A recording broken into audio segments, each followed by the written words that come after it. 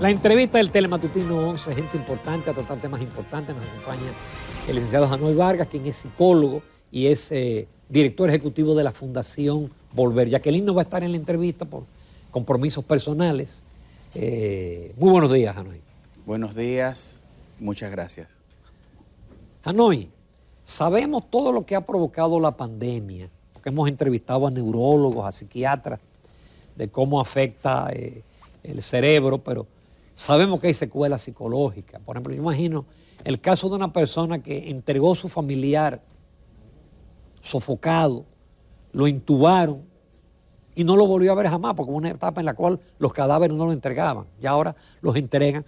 Entonces, ¿tú has tenido en tu consulta esos casos o los efectos psicológicos secundarios que provoca una persona que quedó intubada o que estuvo en cuidados intensivos?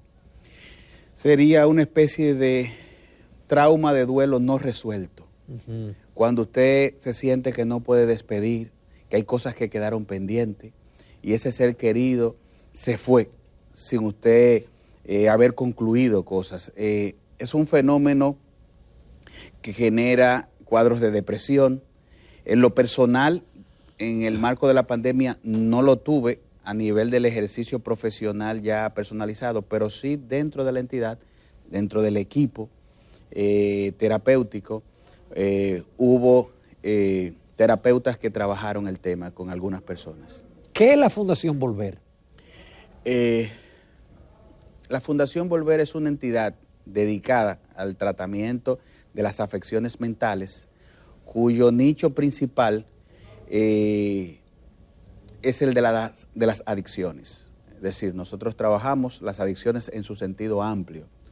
Estamos hablando de abuso de sustancias psicoactivas, adicción sin sustancia, ahora mismo, y sale a relucir por la OMS, y lo podemos visualizar así en la demanda del servicio. Y es un problema que se desprende en su nivel máximo de la pandemia, que es la adicción a los juegos virtuales.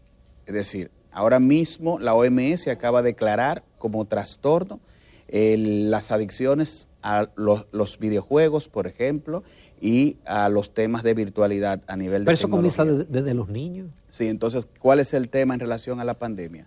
El tema es el siguiente, que al meternos en la virtualidad, como resultado del encierro, las horas dedicadas a la virtualidad aumentaron significativamente porque comenzaron con el ejercicio escolar.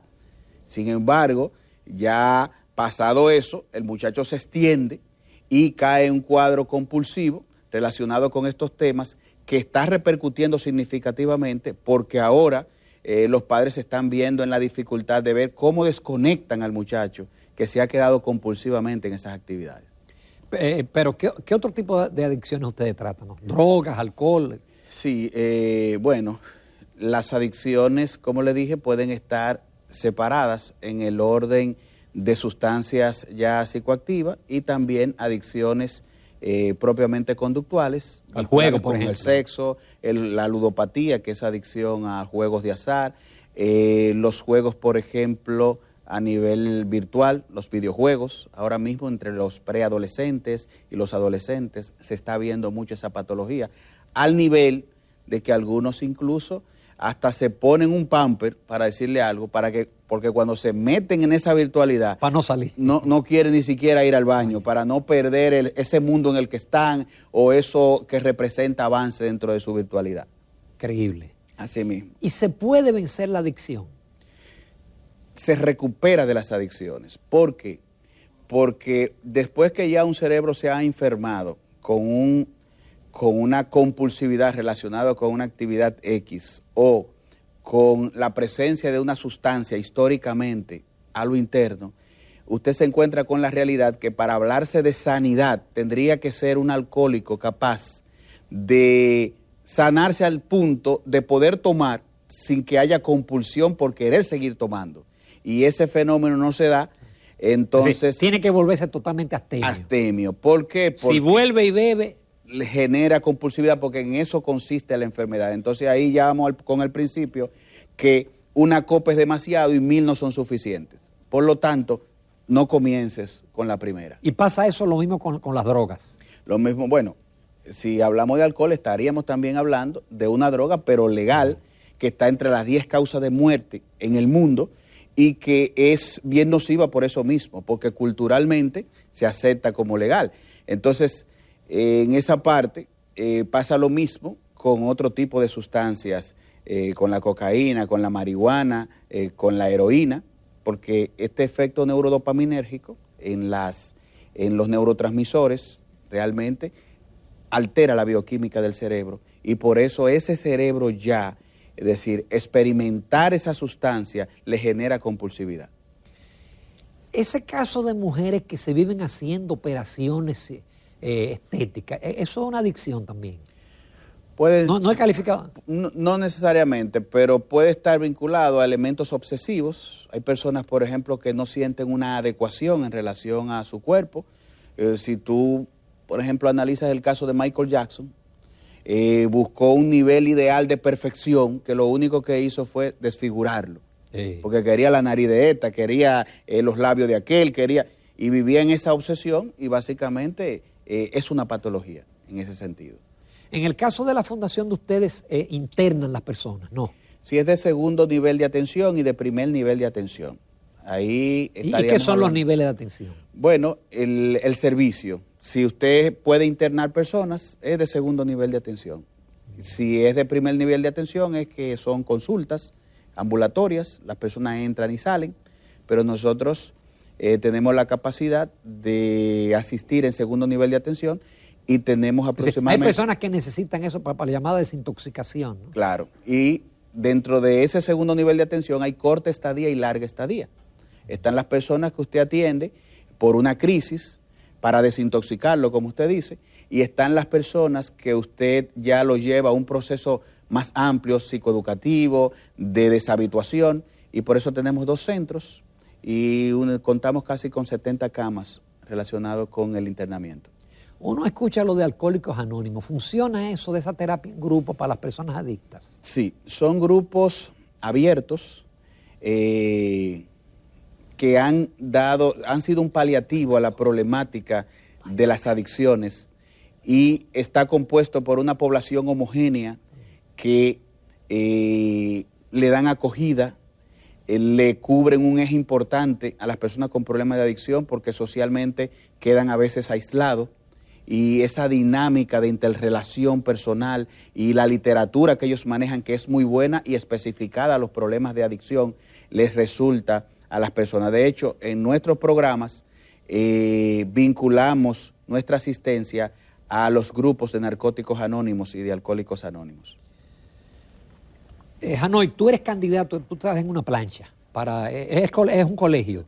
Colegio sí, Dominicano. 2201, la ley que lo establece. ¿Tú fuiste ya directivo? Yo fui directivo en el área de finanzas, ahora estamos en las aspiraciones de la presidencia, somos la plancha 1, compuesta por un grupo de hombres y mujeres de una trayectoria reconocida en todos los órdenes. Sí, señor. ¿Y cuándo son las elecciones? Las elecciones son el 6 de marzo. Eso ya eso la semana. Es ya. Eso es la semana próxima. Exacto, y estamos instando a los colegas que apoyen nuestra plancha. Tenemos varias líneas de acción en ese sentido y una de ellas, Ramón, es que no es posible que un gremio que cumple una función tan importante como el Colegio Dominicano de Psicólogos, que según en la ley que lo establece, la 2201, en su artículo 7, es asesor del Estado en materia de psicología y alberga a 45,000 colegas formados, dentro de los cuales tenemos personas con maestrías, con doctorado, personas que son un recurso humano, como acabo de decir, para darle alternativas a este país en relación a tantos problemas que envuelven el comportamiento humano, y eso queremos ser, pero es un gremio que el Estado todavía no lo ha mirado con favor y se lo solicitamos al presidente que nos mire con favor, que nos tenga en cuenta porque es el único gremio que no recibe fondos, al igual que otros gremios. Exacto. Y que pudiéramos con esos recursos presentar propuestas en los diferentes temas que nos agobian socialmente hablando. Estamos hablando violencia social o intrafamiliar, estamos hablando de abuso de sustancias psicoactivas y las alternativas relacionadas con eso, estaríamos hablando de embarazo precoz, que son problemas que están impactando a la sociedad, los trastornos de personalidad y la cobertura que debe de haber relacionado con tantas personas con problemas. Que tú hablas de cobertura, las RS no tienen la cobertura. En segundo nivel de atención, por ley, no están obligados a dar cobertura.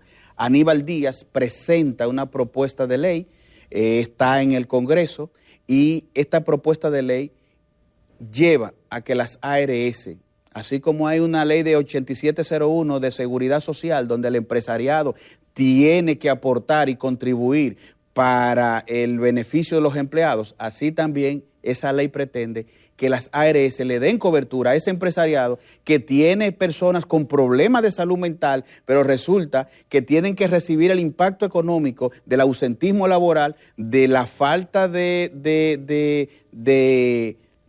optimización de su trabajo, porque tienen un problema de salud mental, no tienen cobertura y básicamente su poder adquisitivo no le permite cubrir consultas y atención psicológica bajo circunstancias como esa. Muy bien, qué pena no tener más tiempo, te felicito y nada, suerte el día 6 de marzo en las elecciones del colegio, porque estoy de acuerdo, tienen que jugar un papel, es un profesional muy importante y en la medida que las crisis avanzan en los países, yo creo que hay más gente con problemas psicológicos. Así es. La inflación solo y los tapones ya es suficiente. Es suficiente.